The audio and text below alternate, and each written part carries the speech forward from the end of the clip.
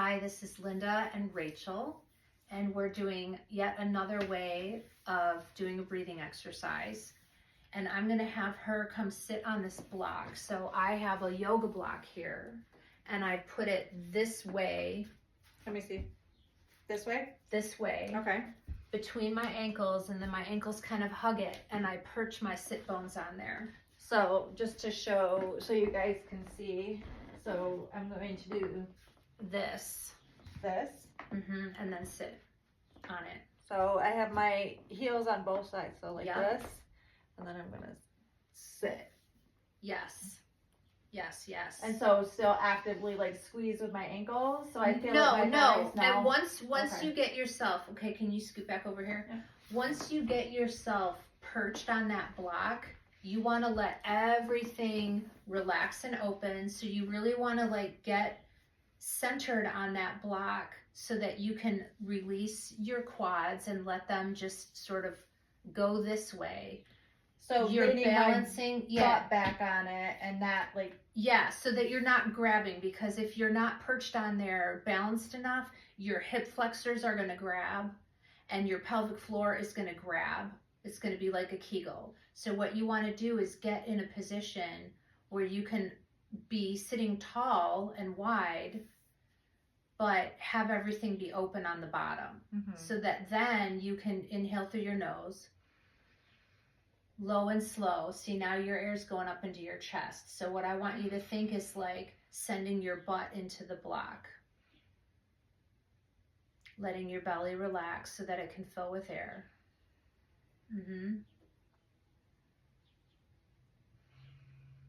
Yep.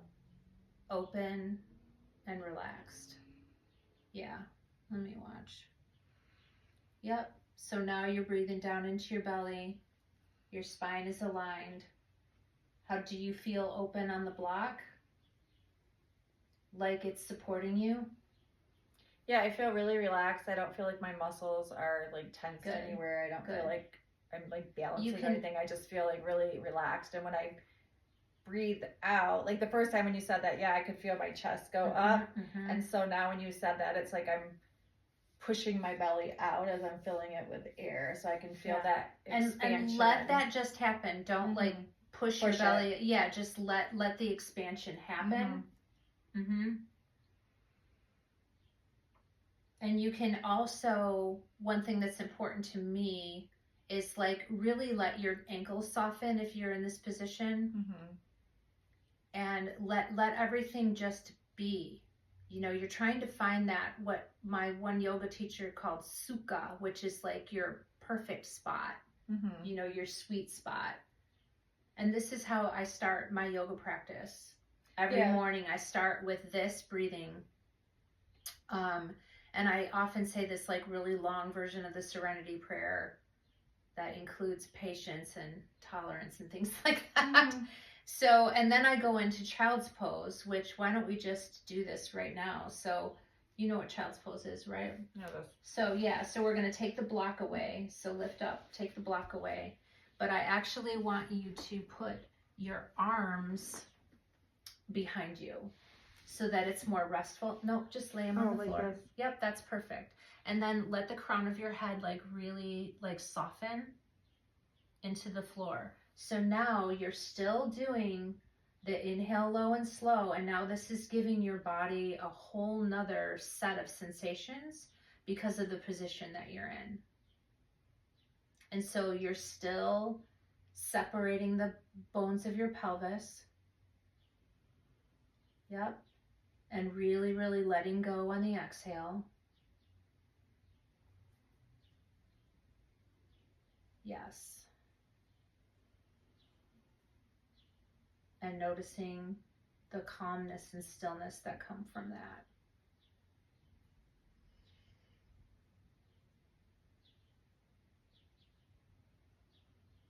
Good, and do one more.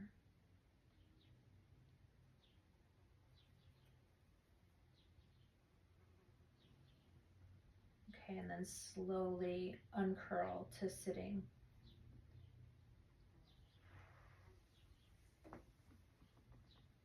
And then notice the after effect. How does that feel? I feel very calm. My hands and my feet are like vibrating, and I can feel it a little bit in my, like, the crown of my head too, like that.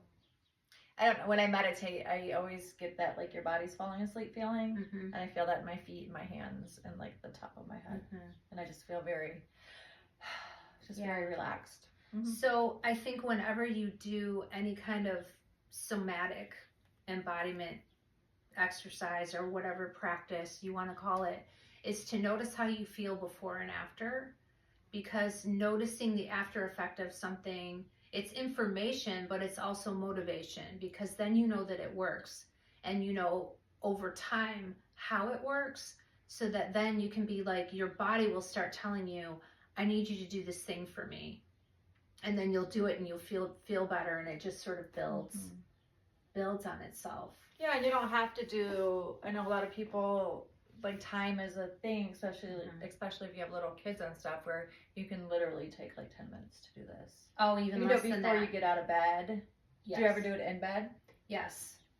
Yeah, so just like... And I do it at night in bed when I don't get into those positions, but at night before I go to sleep, I take deep breaths for the letting go purposes. You know, it's just like, I'm inhaling to sort of stretch out my body from whatever tension I've accumulated during the day, and then I let it all go, and it's super helpful. But the thing is, what my little tirade is, learning how to breathe and how to expand your body from the inside out makes your take a deep breath to a whole nother level. Because if you don't know how to do it, you know, people take a deep breath and they go, yeah, you know, and that's you feel not, like that's part of it, like raising your shoulders. Right, it's not doing the same thing. And the whole essence of this is just, you know, to slow things down and expand them out. And I'm probably forgetting some things, but we'll make more and more videos of this stuff, and more positions and ways of thinking about it. But the inhale is always low, slow expansion, and the exhale is a release, a softening, so that the next inhale can stretch even more. And you can feel it as you start to do it. You can tell, like, when you're breathing in through your chest, and then when that shifts down to like breathing in through your belly and like pushing, you can feel the expansion, like, in all directions. At least I could. Yeah. And I had a pelvic floor therapist, because my pelvic floor did get stuck, and I had to have manual therapy, which, you know, whatever, it is what it is. Somebody's finger in there, but when those muscles are released, it's like heaven. And I talked to her about the breathing that I teach my students, and she was like, the service that you're doing to them is, she kind of beyond measure, is what she said. Absolutely. And I believe it, because when you learn how to take care of your body in this way, you know, you don't get into trouble. And if you get into trouble, you know how to undo it. Right. So, and breathing is the foundation of everything. And your pelvis is like the foundation of your body, besides your feet. Your feet, your pelvis, your core.